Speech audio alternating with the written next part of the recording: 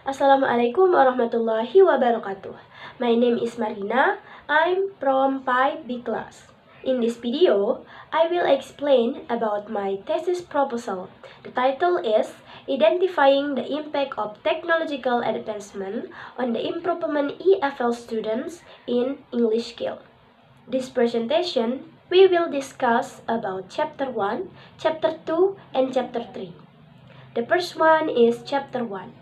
This Chapter 1 includes the background of the study, scope of the study, statement of the problem, purpose of the study, and significance of the study. First slide is background.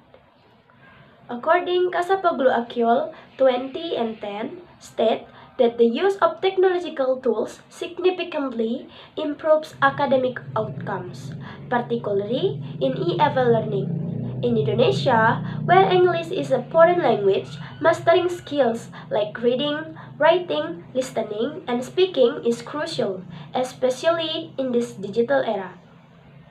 The second slide is about the scope of the study. The focus of the study is to analyze the effectiveness of integrating technology in improving English language among the 11th grade students at MA College. The next slide is about the statement of the problem and the purpose of the study. The statement of the problem, there are two questions. The first one is how the technological advancement impact EFL student English skill. The second one is how can technology help EFL students improve their English skill. The next slide is about significance of the study.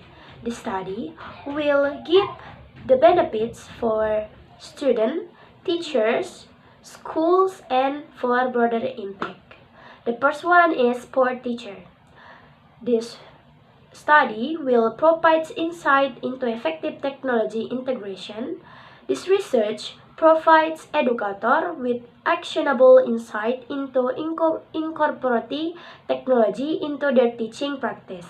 It serves as a research to identify tools and strategies that enhance learning outcomes and promote more dynamic student-centered instruction. The second one is for student. For student, the study will improve skills and builds confidence in using English. The study equips students with improved language skill, fostering their ability to communicate effectively in English. It also builds their confidence, an essential attribute in both academic and real-world settings. The third one is for schools.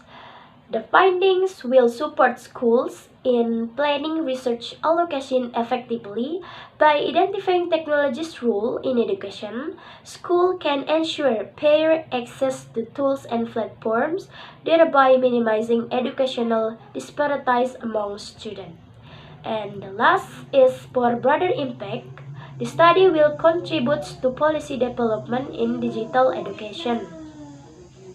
Beyond immediate stakeholders, the study contributes to the evolution of digital education policies.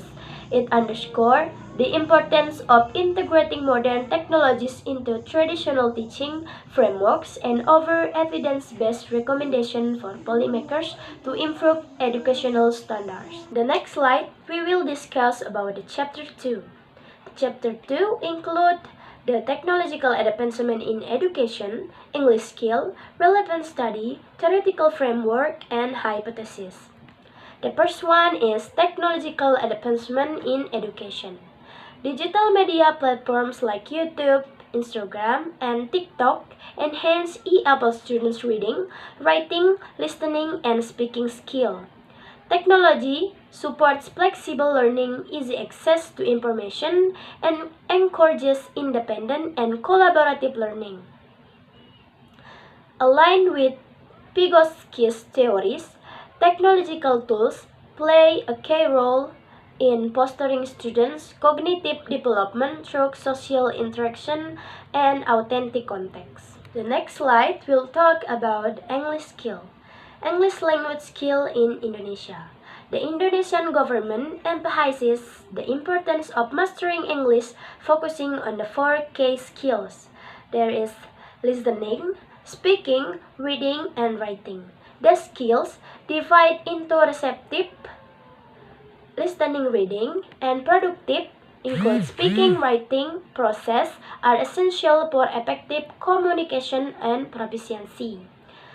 Balanced development of these abilities ensures students can comprehend and produce language meaningfully. The next slide is about relevant study. The first one is study that conducted by Munira Muftah.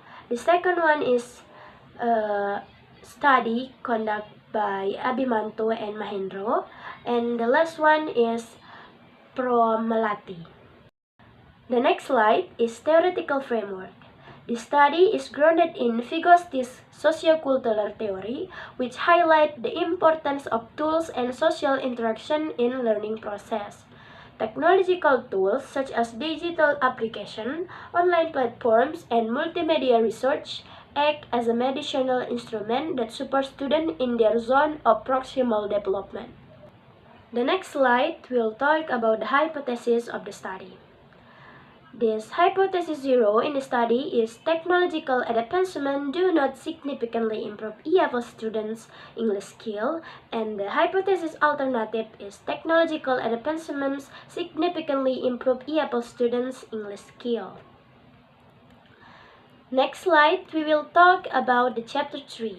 This chapter 3 will include research design, setting of the study, population and sample, data collection, and data analysis. Let's talk about research design first.